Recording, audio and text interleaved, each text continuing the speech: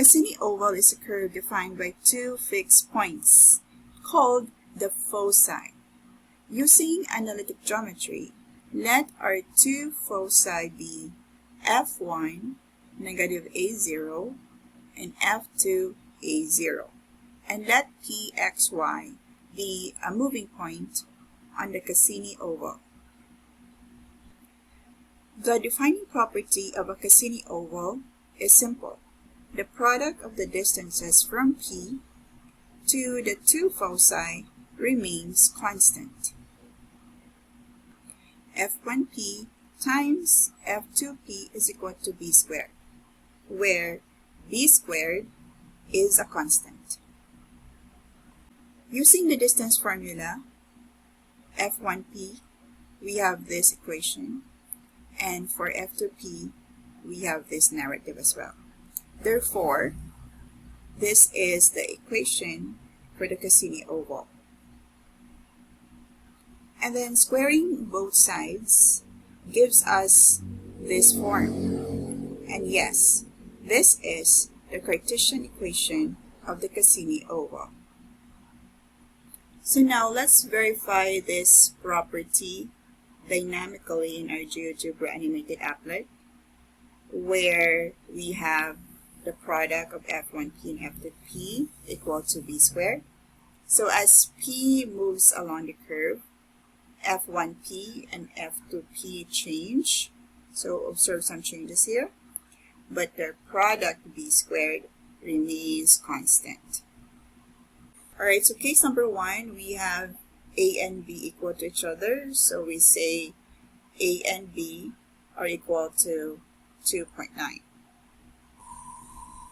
Alright, so this gives us the Bernoulli-Lemniscate. It's a familiar figure 8 shape. Simply so beautiful, right? Alright, so as P moves along the curve, Pxy changes continuously. The coordinates of P change, and the distances f1p and f2p also change. But notice that f1p times f2p is always equal to b squared. That's 2.9 squared, and we have the constant 8.41. Amazing, right? So enjoy this animation for a while.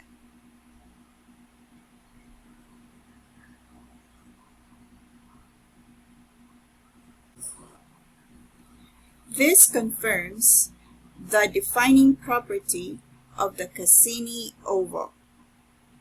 And now case number 2, where b is greater than a. So let's animate it. When b is greater than a, the two loops merge into one continuous oval shape. Even though the shape changes, the defining property remains the same. So again, the defining property remains the same. f1p times f2p is equal to b squared. And now for the third case, where b is less than a. So when b is less than a, the Cassini Oval separates into two distinct loops. So watch carefully. And once again, the defining property remains unchanged. f1p times f2p is equal to b squared.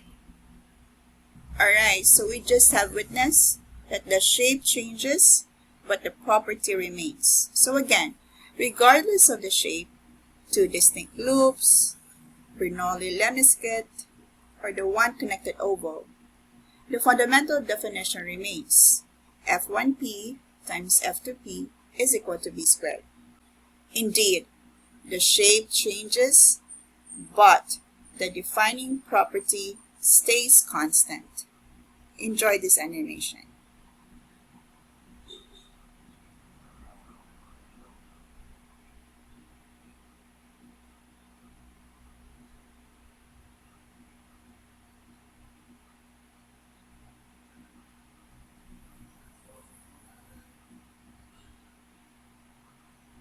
Alright, so once again, let us move P along the Cassini Oval.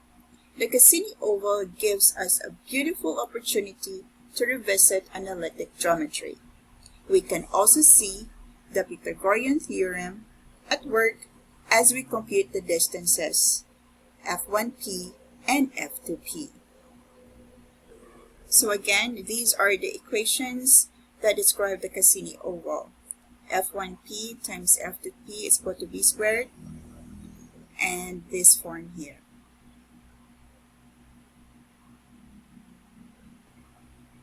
And now let's explore these equations dynamically in GeoGebra.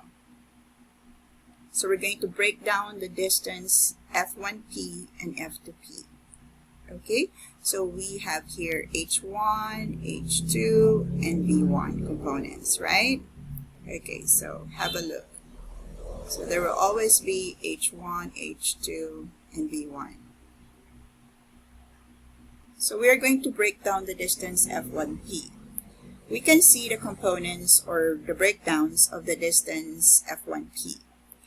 The segment H1 represents the horizontal component, and the segment V of 1 represents the vertical component. Alright, so together they form the right triangle F1PQ, right? Okay. So using the Pythagorean theorem, we have the distance formula f of 1p is equal to the square root of the sums of h of 1 squared plus y squared, or v of 1 squared. Alright, so we have that one here. Okay? And we have this formula for the distance f of 1p. So we're going to derive this one, okay? So similarly, we can see the components of the distance f of 2p. So the segment h2 or h of 2 represents the horizontal component, and the segment v of 1 again is the common vertical component.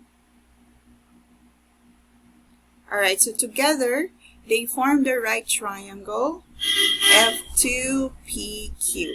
Using the Pythagorean theorem, the distance F2P is having this formula here. So f of 2p is equal to the square root of h of 2 squared plus y squared, or we say h of 2 squared plus v of 1 squared. So we have that formula here. F of 2p is equal to the square root of h of 2 squared plus v of 1 squared. Therefore, f of 2p is equal to this equation here. So please notice that both of the right triangles here share the same vertical component v1.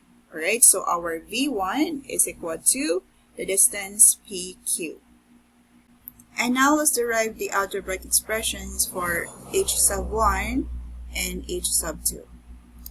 We use the difference between the final and initial coordinates. Alright, so our points are pxy, f of 1 or f sub 1 is equal to negative a0, and f of 2 or f sub 2 is a0.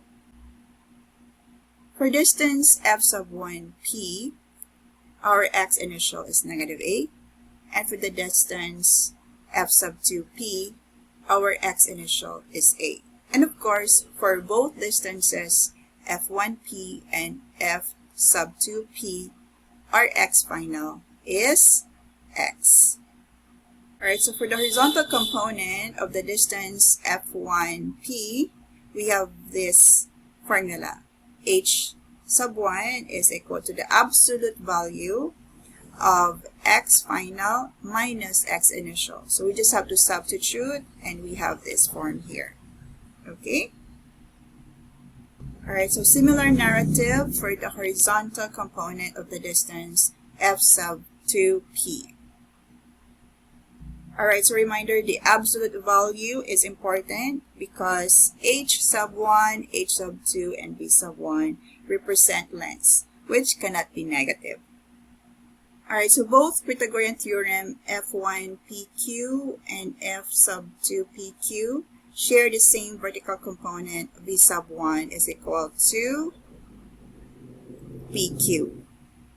So for the distance QP, the y inertial is 0 because Q is just equal to x of P, 0.